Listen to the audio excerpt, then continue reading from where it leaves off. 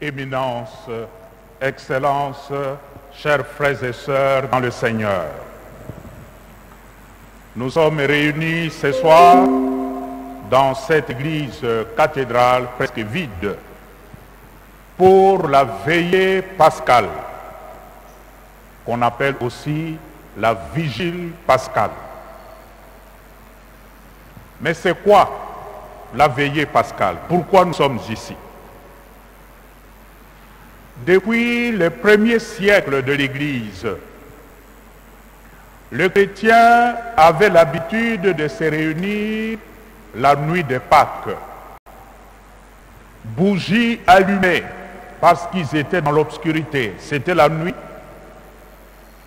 pour attendre l'annonce de la glorieuse résurrection.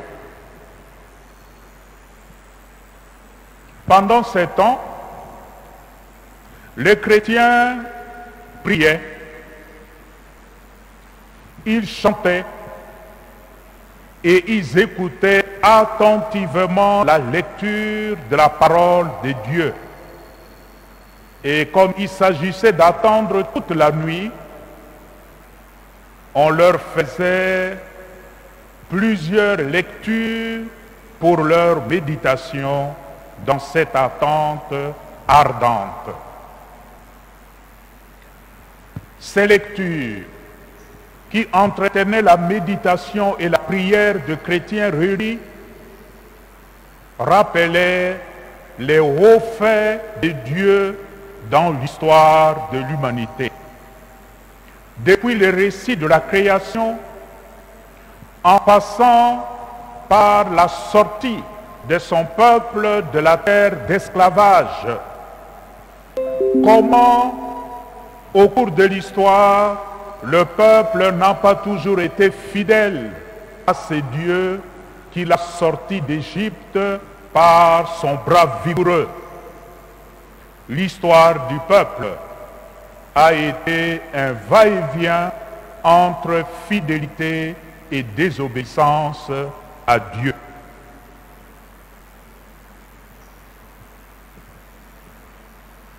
Au dernier temps, Dieu a envoyé son propre Fils, Jésus-Christ, dans le monde. Nous savons ce qui s'est passé avec Jésus, qui a passé tout son temps à faire le bien. Lui qui n'a jamais commis un péché, les hommes l'ont condamné, les hommes l'ont maltraité, les hommes l'ont tué. Voilà, depuis hier, depuis le vendredi saint, le Fils de l'homme est dans le ventre du tombeau. Le sentiment qui habitait le chrétien, qui attendait, c'était à la fois le doute, le désespoir, puisqu'on nous a enlevé le Seigneur, mais en même temps, l'espérance, puisque le Seigneur lui-même avait dit qu'il serait ressuscité. C'est dans ce mélange de sentiments, espérance, désespoir, que nous sommes là aussi ce soir pour attendre la grande nouvelle. Pendant que les hommes de ce monde, surtout le puissant, se félicitaient d'avoir réussi leur coup en mettant hors d'état de nuire Jésus-Christ. La belle mélodie de Mbonda Yapasika que nous venons d'entendre à travers ces chants solennels, le diacre nous a annoncé la grande nouvelle tant attendue. Le Christ est vivant. Dieu l'a ressuscité. Il est parmi nous. Voilà la grande nouvelle. Voilà l'évangile qui peut nous réconforter. Cette nuit de la veillée pascale, est considérée comme la plus sainte de toutes les nuits. C'est la nuit des nuits, la mère de toutes les nuits. C'est la sainte nuit où le Christ, brisant les liens de la mort, s'est relevé victorieux des enfers. Il est sorti victorieux du tombeau en mettant en échec le projet des hommes. C'est aussi la nuit de notre libération, la nuit de notre sortie de l'esclavage du péché, la nuit de la fin de notre souffrance, la nuit qui a mis en échec la mort. La mort est vaincue. C'est pourquoi dans l'ordre de la liturgie, la veillée pascale est considérée comme la plus haute et la plus noble de toutes les solennités. En d'autres termes, on peut dire que la veillée pascale est la solennité de toutes les solennités. La mort est cette liturgie de la vigile pascale se déroule entièrement de nuit. Elle ne peut commencer qu'après la tombée de la nuit et doit s'achever avant l'aube. D'où justement l'importance du symbolisme de la lumière dans la liturgie du samedi saint. Nous avons entendu dans les livres de la Genèse, au commencement, la terre était vide et vague. Les ténèbres couvraient l'abîme. C'était un véritable chaos, un véritable désordre. Le récit de la création commence par ces paroles de Dieu lui-même.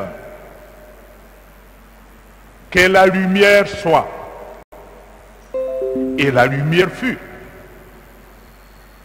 Dieu vit que la lumière était bonne. Et Dieu sépara la lumière des ténèbres. Dieu appela la lumière jour et les ténèbres nuit. Il y eut un soir et il y eut un matin, premier jour. Genèse 1, 3 à 5. Comme on le voit dans ce récit de la création, là où il y a la lumière, la vie apparaît. Le chaos se transforme en un monde organisé où chaque créature a sa place et son importance. De la même manière, avec Jésus ressuscité, c'est la lumière de Dieu qui se répand dans l'obscurité de notre monde désordonné. Un monde de fractures sociales, où les pauvres n'ont pas de droits. Un monde où des familles sont désunies, des enfants innocents sont déclarés sorciers et jetés dans la rue, où des malades sont abandonnés, des prisonniers qui croupissent dans la misère, etc. Ce monde, c'est le monde de ténèbres, c'est le monde de désordre. Ça rappelle le chaos originaire. Ce soir, le mystère de la lumière du Christ ressuscité est représenté par le cierge pascal. C'est pourquoi il est là, planté au milieu de notre Église, pour nous rappeler que le Christ est vivant, le Christ est ressuscité. Le cierge pascal qui brille au milieu de nous, nous renvoie au Christ ressuscité, cette lumière qui jaillit de ténèbres. La présence du cierge pascal signifie pour nous que la lumière de la résurrection est bien plantée au cœur de notre ténèbre, au cœur des ténèbres de notre vie. C'est pourquoi je vous exhorte, mes frères et sœurs, ouvrez vos cœurs, ouvrez vos maisons, ouvrez vos communautés à la lumière du ressuscité. Elle vous aidera à distinguer clairement les valeurs des antivaleurs. Elle vous aidera à distinguer le vrai du faux, le bon du mauvais et le beau du laid. Souviens-toi. Souviens-toi de Jésus-Christ. Il est ressuscité d'entre les morts. Si nous sommes morts avec lui nous vivrons. Si nous supportons l'épreuve du moment, avec lui, nous régnerons éternellement. Amen.